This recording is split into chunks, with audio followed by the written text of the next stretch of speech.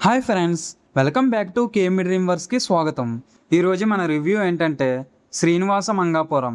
Super star Krishna మనముడు మహేష్ బాబు అన్న రమేష్ బాబు కుమారుడైన జయకృష్ణ ఘట్టమనేని హీరోగా, బాలీవుడ్ నటి రవీనా టాండన్ కుమార్తె రాషా తడాని హీరోయిన్గా పరిచయమైన కమర్షియల్ యాక్షన్ లవ్ స్టోరీ. ఈ చిత్రానికి RX hundred fame Ajay Bhupathi దర్శకత్వం వహించారు. సో ఇంకా సినిమా ఎలా ఉందంటే నాకైతే అంతగా వర్కౌట్ అవ్వలేదు. ఇంకా ఎలాంటి మరిన్ని రివ్యూస్ కోసం కేఎం డ్రీమ్ వర్క్స్ ఛానల్ని సబ్స్క్రైబ్ చేసుకుంటారని కోరుకుంటూ, ఇంకా కథ విషయానికి వస్తే, బల్లార్ని తన కన్ను సన్నులతో శాసించే powerful fashionist don Venkatappa Naidu Mohan Babu మనవడు వాసుబాబు కాలేజీలో జరిగిన కొన్ని గొడవల వల్ల తాతయ్య పక్కకు దూరంగా ఉండటానికి తిరుపతికి వస్తాడు. అక్కడ తన గుర్తింపును దాచి పేరును శ్రీనుగా మార్చుకుంటాడు. తిరుపతిలో పెద్ద మనిషి అయిన పెద్దారెడ్డి కూతురు మంగను చూసి శ్రీను తొలి చూపులోనే ప్రేమిస్తాడు. అయితే ట్విస్ట్ ఏంటంటే మంగకు అప్పటికే వేరే వ్యక్తితో నిశ్చితార్థం జరిగిపోయింది. అయినా సరే శ్రీను ఆమె వెంటే పడతాడు. సో అసలు వాసుబాబు శ్రీనుగా ఎందుకు మారాడు? బళ్ళారి వెంకటప్ప నాయుడికి పెద్దారెడ్డి కుటుంబానికి ఉన్న శత్రుత్వం ఏంటి?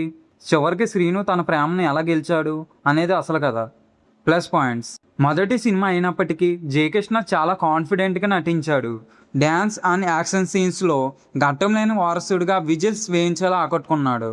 ఇంకా బళ్ళారి వెంకటప్ప నాయుడుగా మోహన్ బాబు సినిమాకు మెయిన్ పిల్లర్.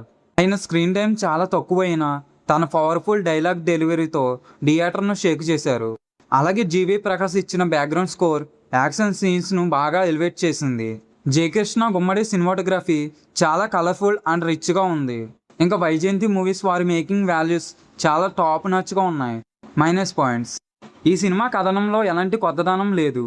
పాత చింతకాయ పచ్చడి లాంటి ఫ్యాషన్, రివెంజ్, లవ్ స్టోరీ కావడం వల్ల ప్రతి సీన్ మనకు ముందే తెలిసిపోతుంది.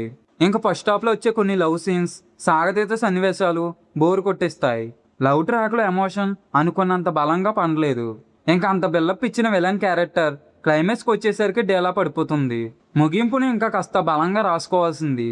ఈ సినిమాలో ఎలాంటి అడల్ట్ కంటెంట్ లేవు కాబట్టి ఫ్యామిలీతో కలిసి హ్యాపీగా చూడొచ్చు.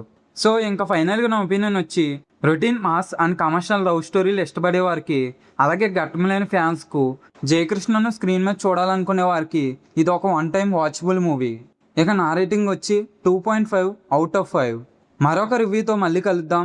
Until then thank you for watching. Bye guys.